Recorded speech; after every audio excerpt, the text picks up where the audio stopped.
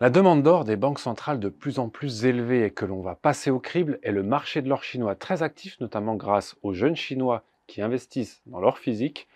On en parle tout de suite dans ce nouvel épisode de l'Hebdor, votre revue de presse hebdomadaire autour de l'or, des métaux précieux, de l'économie et de la géopolitique.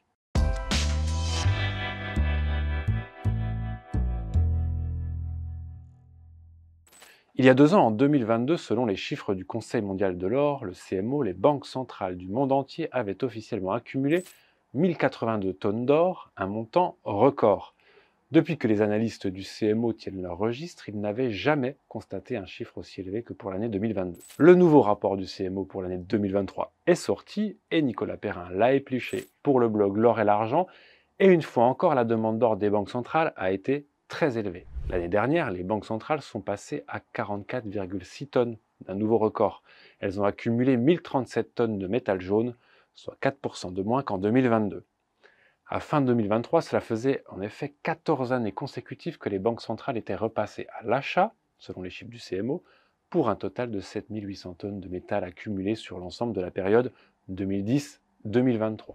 Un quart de cette masse a été accumulée au cours des 2 dernières années, précise le CMO, ce qui témoigne de la renaissance de l'or en tant qu'actif au sein des réserves de change des banques centrales, nous explique Nicolas Perrin.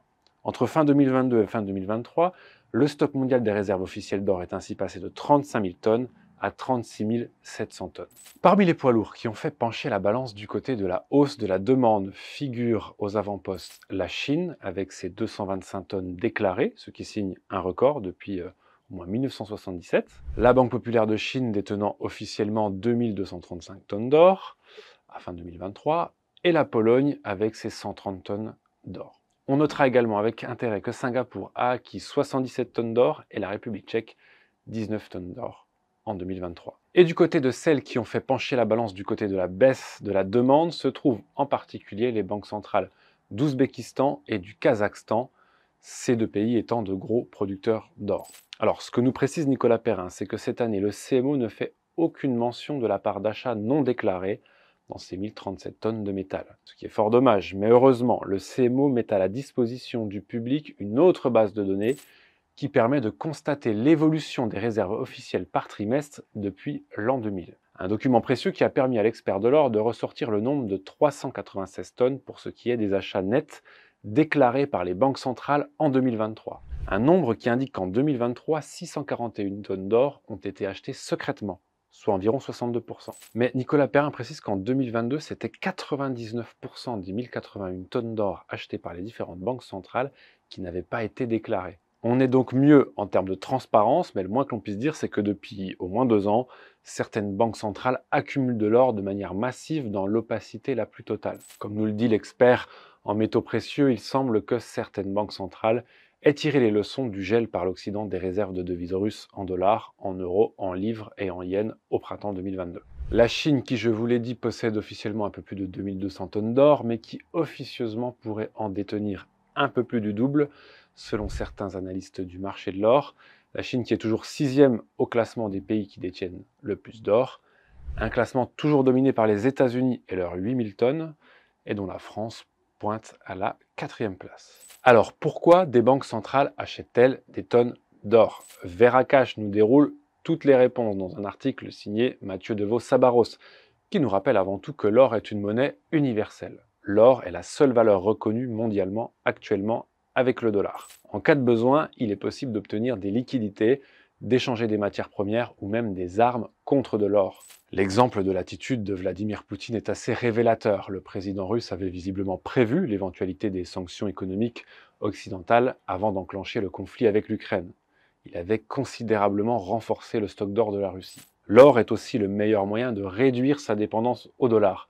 Dans une enquête publiée en mai 2023, le World Gold Council se penche sur les raisons pour lesquelles les banques centrales se sont massivement tournées vers l'or en 2022 et en 2023. Jusque récemment, le dollar était la référence. Entre 2010 et 2020, la part du billet vert dans les réserves de change oscillait plutôt entre 60 et 64%. Depuis 2021, elle est descendue en dessous des 60%. Pour la moitié des institutions interrogées par le World Gold Council, cette part pourrait encore reculer jusqu'à 40 ou 50%.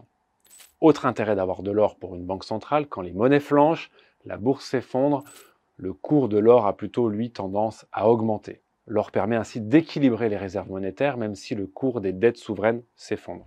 Lorsque les taux ont été relevés, les vieilles dettes à taux zéro ou presque ne trouvaient plus d'acheteurs. C'est comme ça que certaines banques régionales américaines ont fait faillite. Et si c'est une assurance pour le patrimoine d'un particulier, pourquoi l'or ne serait pas une assurance pour une nation, et notamment pour sa banque centrale? Finalement, c'est la même chose, il n'y a que les volumes qui changent. Et puisque l'on parle des banques centrales, Elucide fait cette semaine le focus sur la Fed, la banque centrale américaine qui, selon le média économique, est la grande garante des inégalités aux États-Unis.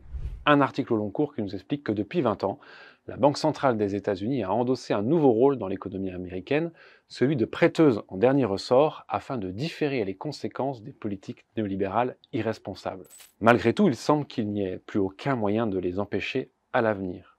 En attendant, les politiques non conventionnelles ont de graves effets sur les bulles financières, les prix stratosphériques de l'immobilier, l'inflation, l'activité économique et donc le pouvoir d'achat. Allez, maintenant, que s'est-il passé cette semaine au niveau du cours de l'or?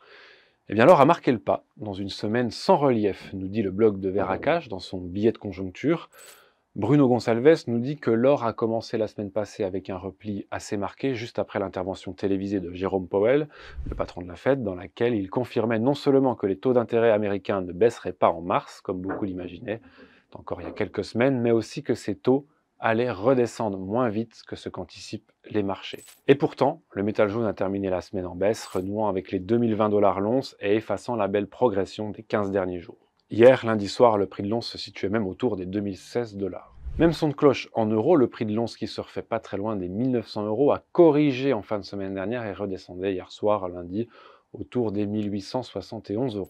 Samedi, les Chinois fêtaient leur fameux Nouvel An, l'occasion pour le blog L'Or et l'Argent de se demander si l'année du dragon de bois sera-t-elle une année de l'or en Chine. Eh bien, c'est un oui, d'après Bloomberg, l'agence d'information financière annonce que les ventes d'or en Chine viennent d'atteindre leur niveau le plus haut depuis 6 ans à l'approche du Nouvel An chinois. Ce dynamisme du marché de l'or est soutenu par une perte de confiance des investisseurs dans d'autres actifs dans un contexte de crise liée au marché immobilier chinois, mais aussi par un intérêt de plus en plus fort des jeunes générations qui se tournent vers l'or pour sécuriser leur épargne. L'or est présenté comme une réserve de valeur infaillible en période de crise et trouve de nouveaux fans parmi les jeunes, souligne l'agence Bloomberg.